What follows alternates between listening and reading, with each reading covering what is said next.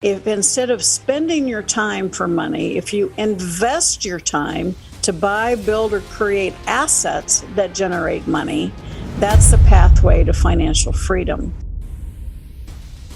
The older I got, the more I realized how few people understood that concept. And so my favorite word on earth, assets. Most favorite phrase on earth, assets are sexy. Woo!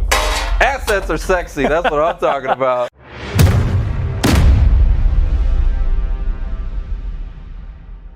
So today, we've got the one and only Sharon Lechter, and Sharon is a financial literacy expert, okay? We're talking about cash flow, okay? This is your expert, all right? She's a keynote speaker and a New York Times bestselling author with over 30 million books sold. You guys, woo, 30 million, good Lord. She's advised 2 U.S. presidents on the topic of financial literacy and co-authored the international best-selling Rich Dad, Poor Dad and 14 other books in the Rich Dad series. Let's give a warm, welcome, Sharon Lechter. All right, Sharon. All right, that's Sharon. Thank you for joining. Man.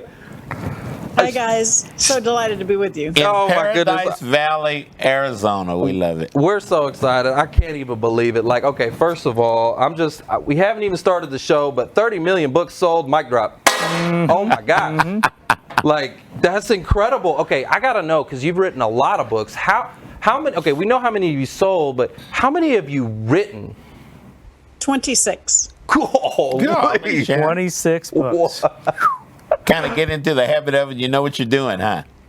Yeah, I think so, maybe. But, you finish one and you get an idea for the next There one. It just you kind go. of keeps going. There you go. Wow. I got to do my one. That's incredible. Well, I just have to say, like, there are people that do it, and then there are people that do it big. So I appreciate excellence when I see it. So when did you start your entrepreneurship journey? Like, when did you start that and why? Why did you start it? Well, I actually grew up in a very entrepreneurial home. We lived in a small house between my dad's used car lot and my mother's beauty shop. All right. We had real estate properties that had scrub out bathrooms between tenants at the age of 10, and we had orange groves. So I was raised in this building assets, buy, build, or create assets. I thought everybody understood that. But then I had my friends whose parents were military officers or CEOs, and I'm going, I want to be a sophisticated professional. So I decided I didn't want to do the entrepreneurial stuff. I wanted to be a professional. So I got my degree in accounting. I was one of the very first women in public accounting in the hot city of Atlanta, Georgia. Nice. And loved it, was doing really well. And about the ripe old age of 25, I was like, I wasn't in control of my own life. I was working ungodly hours. And I finally said, Oh, I imagine. my parents started looking a whole lot smarter. And I said, maybe this entrepreneurial thing is something I need to look back into. And so I left public accounting and never looked back. At the age of 25, started my entrepreneurial career. Wow. What did you start? Like, what was your first entrepreneurial venture? Great question. I had one of my clients was buying a company out of bankruptcy, and he came to me and said, Sharon, I really want you to help me do this and own a piece of the rock. And I still remember going back to my condo. This was well before PCs or cell phones, and I had the old yellow legal pad, pros and cons. Oh, right? nice. It didn't help me a bit. I could argue both sides, but my hand took off across the top of the page and wrote, "Why not?" And that is still my philosophy today. Hey, hit her with that mic drop. There we go. That one. What do you have to lose, right?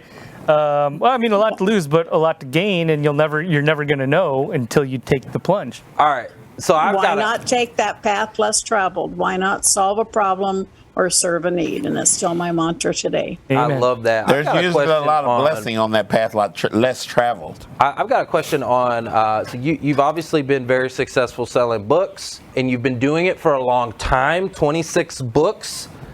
And I'm just curious, what was it like selling books before Amazon, before the internet, before, like, what was it like? Like, Good how, question. I mean, before technology, right? Like, what was it like selling books back then? Barnes and Noble, right? Yeah, Well, yeah. If you came to my home in Paradise Valley, I'd show you the table, my big table, which was where we launched Rich Dad, where I launched Laurel Langemeyer, Greg Reed, many companies before Amazon and the internet. So it was the old days of fax machines. Remember those? Oh my God. We would do radio interviews, and because we didn't have a big presence yet, they would have to go look up where to buy Rich Dad, Poor Dad, or Cash Flow Quadrant. And overnight, I'd get faxes ordering one book to go to Nebraska, one book to go to Georgia. Oh my goodness. No We way. sold the first 1 million books off my dining room table. No. Oh my goodness, way. Nice. Like that. Wow. Days. I'd wake up in the morning and I had to have a stack of faxes, and we'd package them up and get them out. My local post office at one point said, Sharon, we can't handle your volume. So that's when I started creating the systems. We found a company to help us do it. And because we wrote Rich Dad, Poor Dad as a brochure to sell the game Cash Flow. We never expected it to take on a life of its own. Sharon, you for kids. broke the post office. My God. Yeah. So pivot, right? Technology advancement and boom, Amazon. Amazon, yeah. What did that do? So how did that impact? I mean, we know it positively impacted, right? The sales for sure, but what was that like, and what was involved with that? Well, we had several booms along the way. We continued to sell, and we ended up getting to the New York Times and Wall Street Journal and back then Business Week lists on our own. But then we couldn't really satisfy the demand, and we had Oprah in April of 2000. And so Oprah was the first big exponential increase. I still remember her coming up to me after the show saying, well, that should be good for 1 million books. And she was right. Yeah, she's right. And then, of course, the next big step is having it available on Amazon and online Barnes & Noble, which, of course, just took us through the roof because it allows people to access it from wherever they were. Well, I don't know if this show's good for 1 million books. We might be able to get a couple out here and slang a couple books out off this show, but we'll get there. We'll get to that Oprah level one day. Why financial literacy? Why the cash flow game? I know that we talk a lot about cash flow in here. What led you to financial literacy? Thanks for that question, because it really is my passion for several reasons. One is when I got into public accounting, I started seeing how companies were really successful. And probably more importantly, I saw how many companies failed, what they did wrong. And I realized that there was a basic fundamental premise people have that they had to work for money, exchange time for money. And that is a fallacy, but that's what we're teaching our kids in school. If instead of spending your time for money, if you invest your time to buy, build, or create assets that generate money, that's the pathway to financial freedom. And the older I got, the more I realized how few people understood that concept. And so my favorite word on earth, assets. My most favorite phrase on earth, assets are sexy. Woo! Assets are sexy. That's what I'm talking about. It's like I heard this saying before, like, there's a question, who's wealthier? Someone who makes $1 million and spends every dime of it, or somebody who makes $30,000 and only spends half of it? Who's wealthier? Oh, wow. Well, I have an answer to that, because my definition of financial freedom is when the income from your assets exceed your monthly expenses. Right. And it does not have to be millions of dollars. Yeah, that's a great. No, it does not. That is so good. 100%. All right, so let's talk now actually, I want to talk to you about a conversation I heard in Clubhouse. One of the first times I heard you speak in Breakfast with Champions. Robert Kiyosaki actually was in the room at the same time, and I was hearing an exchange and a conversation happening, and I'm not sure I heard it correctly, and so I wanted to clarify with you what was actually being said.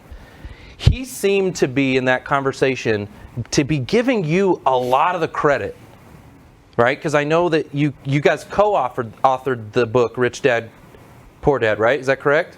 We were equal partners for the 10 years we were partners, and we wrote 15 books together, and I was the CEO of the company. I had already built the children's talking book industry, the kids' books with a sound script on the side, with the inventor of that. And I started that in 1987 and sold it in 91. And we were able to go around the world. I learned so much about publishing, about manufacturing, about power of association, because we had this new technology. And back then, kids, I know, dinosaur days, kids did not have electronics. And so it was like, how could we get parents to trust us? And so we did partnerships with little companies like Disney, Warner Brothers, Sesame Street. And so that I learned that power of association, and that's what really is such a fundamental element for success. And so when I met Robert, he had actually come to see my husband, who's an intellectual property attorney, and he'd walked into his office in his flip-flops and Hawaiian shirt with this idea for a board game, and it was drawn out on butcher block paper. And I'm the only one that got out of the rat race, but I loved it because it was consistent with what I was teaching.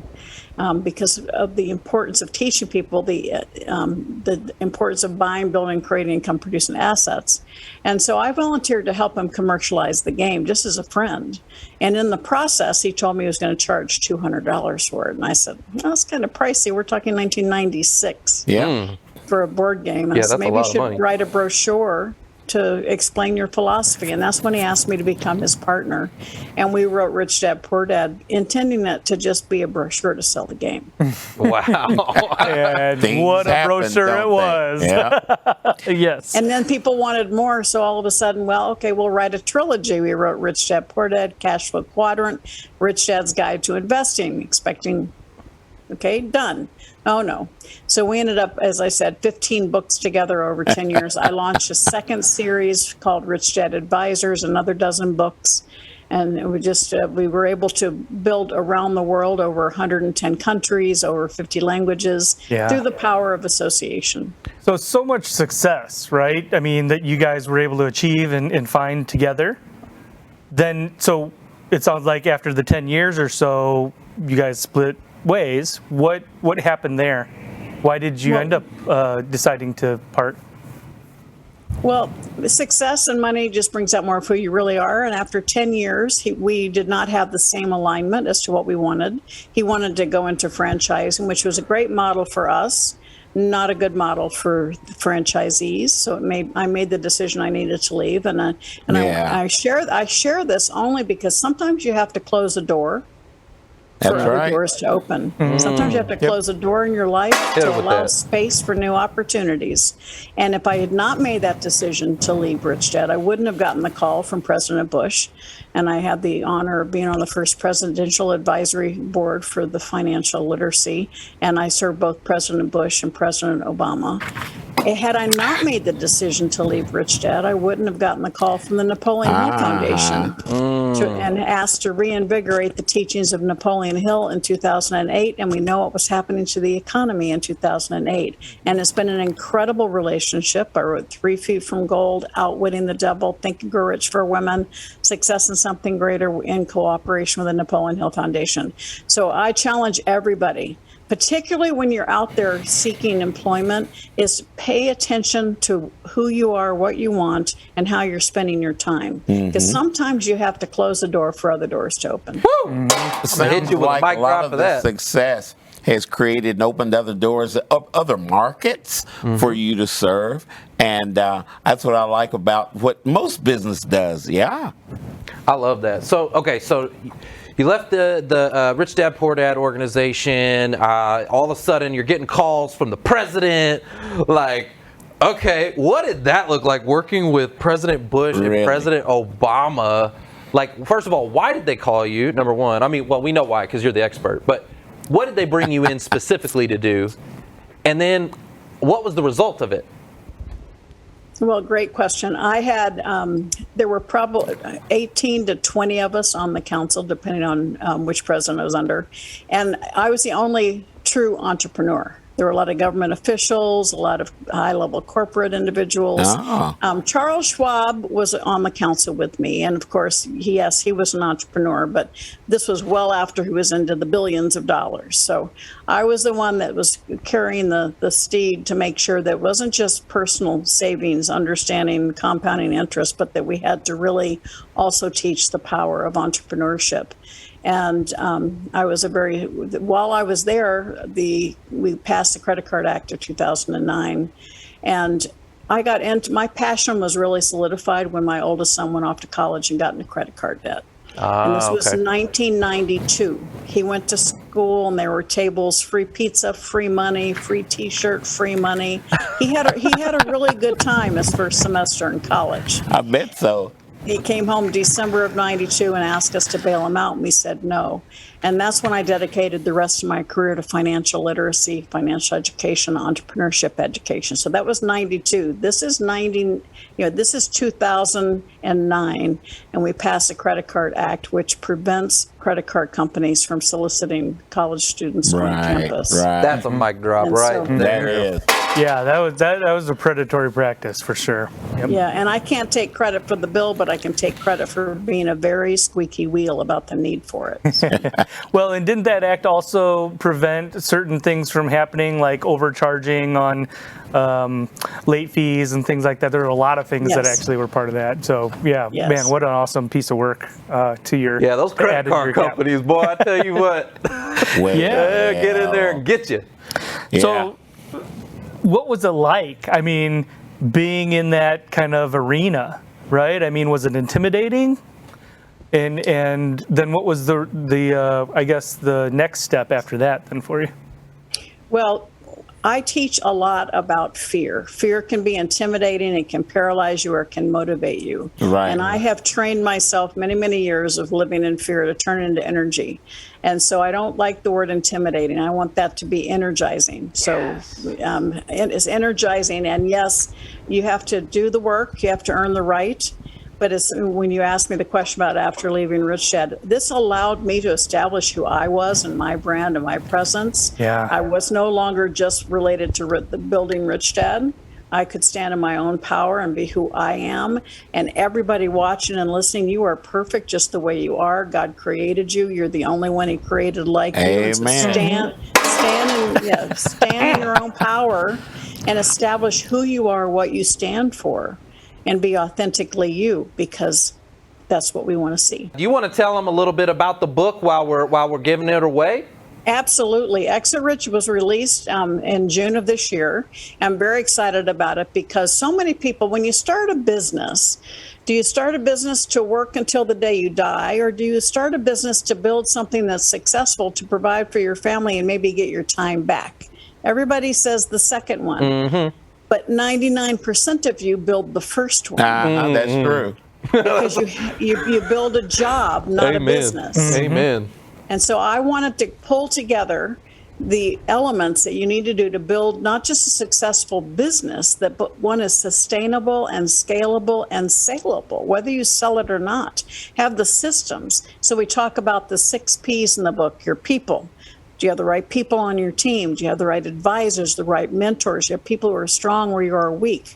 Right? Your product. Do you have enough product? Do you have products that can go in different industries, different geographic regions, and processes, the business systems? It's so much easier to manage a system than personalities.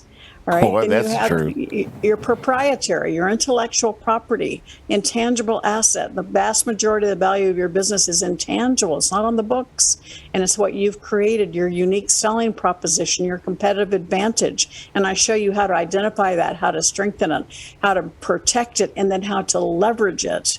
And then your patrons. And this one is very important for everybody right now because we talked about connecting all our channels, right, Trevor? Well, yep. Your patrons, your data is your database. Yes, you want to be all over in social media. That's your lead generation, but you don't own them. Instagram, Facebook, they can turn you off. They can turn you off. you want to be out there and you want to be nurturing and really building your reputation, but you want to invite them home. You want to invite them back to your database, entice them, giving them something so that you can have them in your database. It increases the valuation of your company, and it gives you the ability to continue that ongoing lifetime relationship with your customer. Cool. And then the 6 P is profits. So if your profits aren't where they're supposed to be, it's because one of those other P's is out of whack. And I want to support you and show you how to create the most successful, sustainable, and scalable company possible. And I do that in Exit Rich. My friend Steve Forbes says it's a gold mine for entrepreneurs. I want to We say hit Wall Street Journal bestseller. We hit USA Today. It's very exciting. now I want to know about the Napoleon Hill Foundation. Talk to me about that and what you did for them. Well, thank you so much, Trevor. Yes, I read Think and Grow Rich when I was 19 in college. I didn't realize the impact it would have on my life until I was probably in my 30s.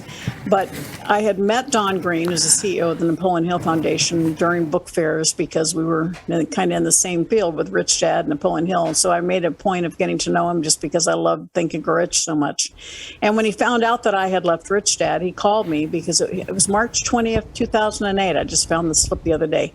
And he wanted to reinvigorate the teachings of Napoleon Hill because most youngsters, and of course my definition of young keeps getting older, most people under the age of 50 didn't remember who he was, didn't know who Napoleon Hill was, had never heard of Think and Grow Rich. And they knew his work. If you said pay yourself first, or there's nothing to fear but fear itself, or the law of attraction, those are all things that came originally from Napoleon Hill, but they didn't know him. And so they wanted to reinvigorate his teachings during the economic collapse of 2008. And so I stepped in to a project called 3 Feet from Gold, and that was my first book with the foundation. It was great fun. And in that, we talk about the personal success equation, which really has become the basis of everything I teach now. And it's combining your passion and your talent. And your passion can be what you love or what you hate. I was mad we weren't teaching kids about money in school. So my passion and my talent, my years as a CPA, my years in publishing, and most of us stop there because we think we have to do it on our own.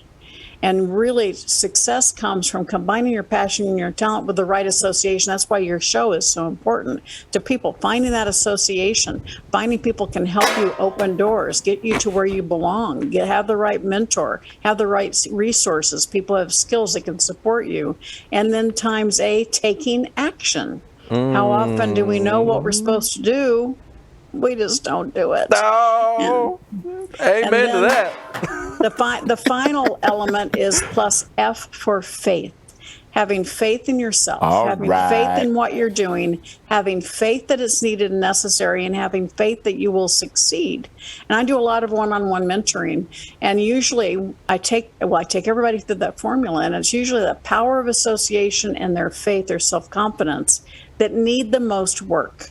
And you know what? They go hand in hand. When you have the right people around you, you have the right mentor, you have the right resources like your show, your self-confidence comes up because you're not trying to do it alone. Business is a team sport, whether you're an employee or a business owner. It's not what you do for your paycheck. It's what you do with your paycheck. It's going to determine your future.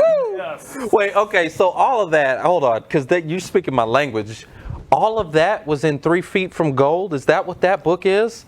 Whew, Yes. I got to get that one. Wow. Because we've talked about on this show before, we've referenced that, the title of your book, we've referenced it before, 3 Feet from Gold, because we've talked about how a lot of times these job seekers are, they're applying, and they're really close to that next opportunity, but sometimes will give up on themselves before getting, like they won't follow up enough times. Maybe they only followed up one time.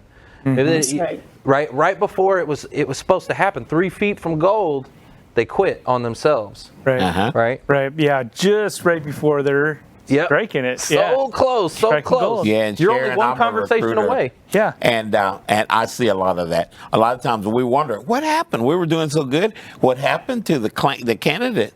We assume that they got another job, but that's not always the case. Not always. That F that I say we need that's called faith, their F is fear. Yeah. And that fear does one of two things. It paralyzes us or motivates us. And most of us that fear paralyzes us. So all of a sudden we start thinking, well, they haven't called me yet. I'm not good enough. Oh my gosh. The embarrassment sets in.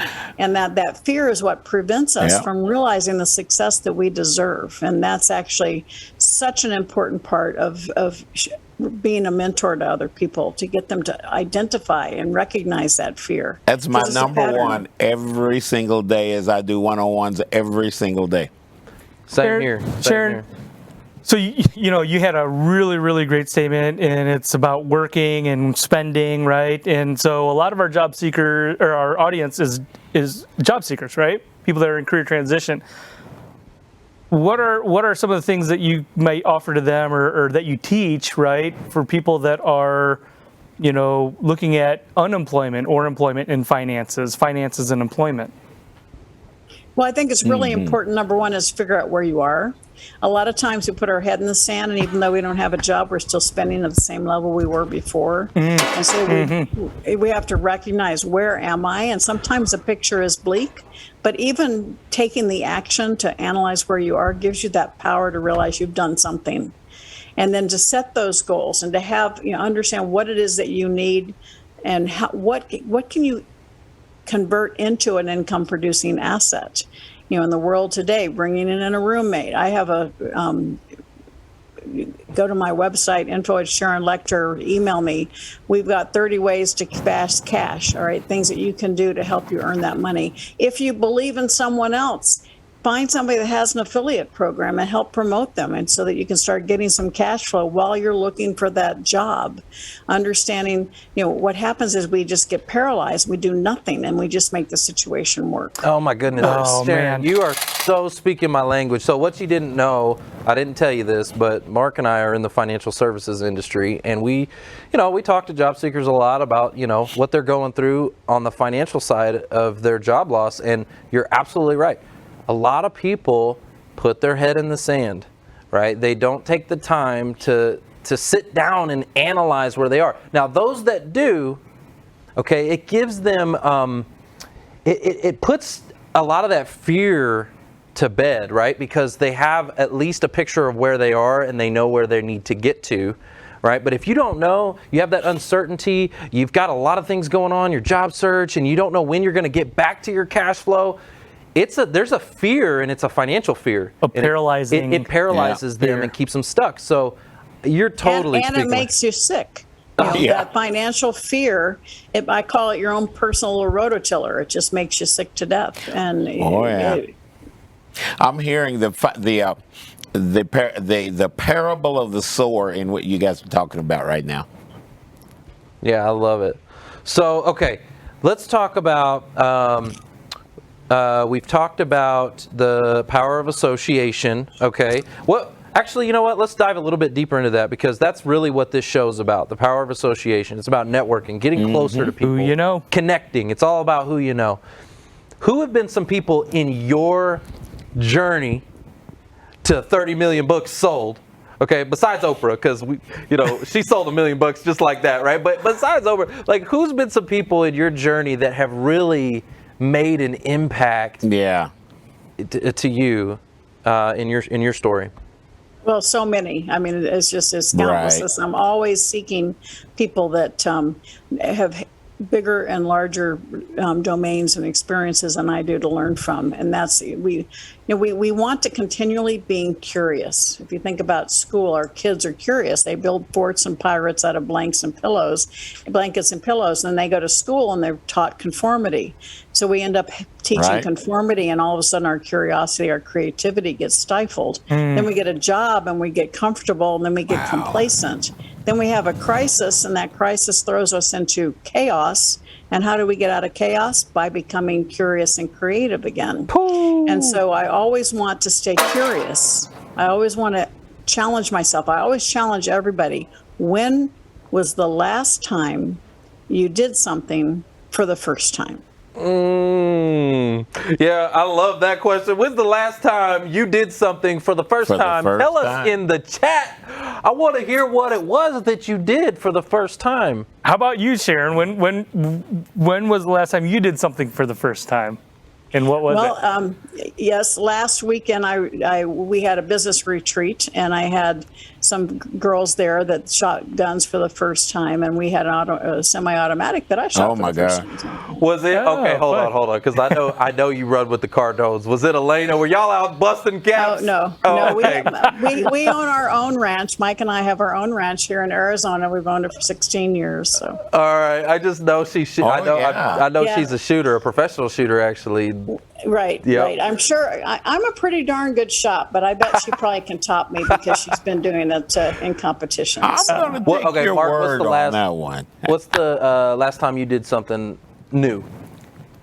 Man, something new. Well, I mean, I have 3 kids, 3 young boys, so it's almost like could be every day. But I think probably the last time I did something new. While you're thinking I'm gonna about have to think about that. Mine was video marketing world. So I emceed a conference, and I never emceed a conference before, and totally out of my comfort zone. Totally had me afraid for like 2 months. I lost sleep about it. I was preparing for it. I was like, but I crushed it. Like I absolutely crushed it.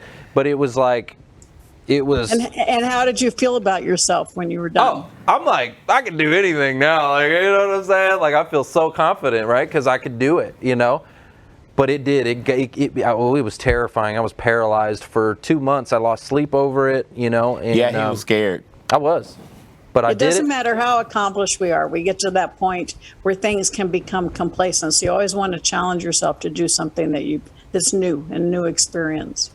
Absolutely. Well, let's see in the audience. Let's see. I've done a lot of firsts this year. Linda says she's done a lot of firsts. Tell us, what was your first? What did you do, Linda? I want to know. What was that thing that you did? Yeah, I had a first. It was pretty cool. Foster, what about you? Well, it was weekend before last. I took a trip to Atlanta, Sharon, and it was fun because the opportunity through experience, the opportunity opened up for me to expand. I didn't know I was going to expand the network. We're in 27 states now, and went there to meet with a bunch of people that do what I do, and it just automatically, I mean, God blessed it, and we all have the same spirit. We want to help. And we put ourselves out there just to help. And people are like, wait a minute, is there a cost to this? Or what? You know, everybody's worried about it. And we're like, look, we're here to help. That's our blessing. We're here to help. And God takes care of everything else. Believe me, guys, when I say that. That's that faith. That's that faith part of it. That's that faith that Sharon was talking about. Absolutely. So Linda S. in the comments, she says that she was the summer camp lead cook in another state, walked 16.5 miles locally, learned in, what is that, figured acreals. Yeah, I'm not sure about that. But, so I love that. So she was the lead cook. Accruals. What's that? Accruals. Accruals. Yeah. Look, you know I can't read. Come on, man. You know I can't read. Sharon's like, oh no, I got to fix this boy. He doesn't read Sharon knows about accruals. Can I get your books on audio? Yes, you can. Yes. Okay. All right. All right, so I know I've got my answer. So for the first time, my kids like to ride around on their little bikes and big wheels and scooters and things like that. And so Uni got an adult scooter. Oh. And she's been riding around with them. So she's like, well, I'm always walking, right? Or whatever, or riding one of the kids' scooters. So I got an adult scooter and I've been riding that around. I was riding that around with the boys. Oh, so you got to take a picture. I got to see that. Riding around on an adult scooter. A kick scooter, yeah. Don't break your foot again. No, I'm trying not to Don't break your anything. foot again. Apparently I'm fragile, I guess. You are fragile. You are fragile. He got a nickname, Sharon, out of this I do want activity. to, every time I ask that, it is hard for people to remember. And that's why I just want to trigger the thoughts of we need to always step outside our comfort zone. And because it's what the spice of life is. It's how you expand your network and you expand people and say, what can I do to step outside my comfort zone? Right. So we talked earlier about fear, because I like to talk a lot about comfort zone and fear and all those things. And you mentioned fear and how it can be paralyzing. What steps or advice would you give to somebody who is paralyzed? I would like to, it's not sitting here. Okay. My book, Outwitting the Devil, which was a huge opportunity for me. Napoleon Hill wrote it back in 1938, intending it to be the sequel to Think and Grow Rich, but the title scared his wife to death. And it was locked away in a vault for 73 years. Golly. And Don Green sent it to me and said, I need your advice. And I literally looked at this that had been typed on a manual typewriter with handwritten notes from Napoleon Hill. I was only the fourth or fifth human to see this manuscript. And within a couple of hours, it transformed my life. And it talks about how we allow fear to stop us. Fear of criticism, fear of poverty, fear of old age, fear of loss of love. And that fear, 98% of us allow fear to hold us back. And it introduces the concept of drifting, which means going with the flow. All right, whatever, not having control of our own mind. And the book is an interrogation of the devil. And in the book, Napoleon Hill says, you can believe I'm talking to the real devil or an imaginary devil. Will you derive any benefit from it? And in it, it goes into the thought process of how Napoleon Hill addresses every taboo there is: sex, politics, religion, education, alcohol, cigarettes. Even before cigarettes were known to be bad for you, he was talking about how he gets kids derailed from where they want to go by taking control of their mind. And it's about taking control, being a non-drifter, knowing what you want, having the power of thought. Michael Beckwith wrote the afterword for me. I said I need a little bit of minister coverage there, and it's been an incredible book. It's been hugely successful, and has helped people take control of their fear and turn it into faith. I always talk about that. Yep. I always say fear is false evidence appearing real. It's the enemy's way of keeping you isolated, stuck, paralyzed. Keeps you from your calling, your purpose. The enemy wants to lie, kill, and destroy. He wants to just destroy you, right? So, I talk about this all the time, and I just love, it's the book, Outwitting the Devil. And you have to get the audiobook, because I made them get two different actors. And the devil's voice is low and grovelly, and it's amazing. And in the book, he talks about how to get through this fear, and definiteness of purpose, understanding what you want, having a goal, moving forward with that, understanding, learning from adversity. All right, mistakes happen, but they are occurrences, not definitions. Mastery over self, discipline. You make the decision, you're going to take action. And then controlling your environment. What are you allowing in your mind? What are you allowing to get into your space? All right. Make sure you surround yourself with people that are positive, people who want to support you, not people that want to pull you back. Right. And then control over your time. Are you investing your time in your future? Or are you spending time and letting it? That's our only precious resource. You can make money, lose it, and get it back. Once time is gone, it's gone. And so the whole premise about Outwitting the Devil is to take control of your own mind and set forward and really to succeed at the level of success that God intended you to. Wow. There's a reason why you've sold 30 million books. All of that info is just so crucial. It's just amazing. You're speaking my language so much. It's true. So I've got one little last question before we get into the last giveaway for the audience. So I got to meet you in Breakfast with Champions, Glenn Lundy's room. I'm one of the regular hosts there, Tuesdays, 7 to 8 a.m. Central Time. And that's where I met you. And there's a lot of like-minded individuals in that room. And that's why, when you start talking, you're just speaking my language. That's why I love it so much.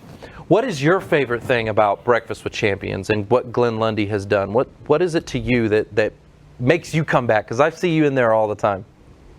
Well, it's a great platform. All of Clubhouse, and certainly Breakfast with Champions is one where you have the opportunity to hear from people that you might not otherwise have access to. And it is a prime example of the power of association, because you get to learn from people that might not otherwise be able to get on stage, but they have the opportunity. They're being brought up on stage to share something, and they may be exactly who you need to meet. And so it really is a fertile field of associations, and people can share their wisdom and can support each other. And it's a great way to learn do what you've never done for the first time, and that's learn from somebody new and be able to access them through Instagram and learn something that help you take yourself forward. Love it. So it's who you know on steroids. It's networking, it's connection, it's relationship building, it's all of that, like, to the next level. That's why and a celebration. It's yes. Great. And no lipstick required. I know that's a big one for you. Yes, yeah, no video. Well, I want to give Glenn Lundy a quick shout out and congratulate him on this show, because Glenn Lundy just had his 1,000th episode of #Rise and Grind. 1,000th episode, so congrats on that. And wow. here's the remarkable thing about that. We were talking before the show. We started the Who You Know show, and the #Rise and Grind show started at the exact same time, January 2018. And Glenn Lundy is a machine. He put 1,000 episodes on the board, 1,000.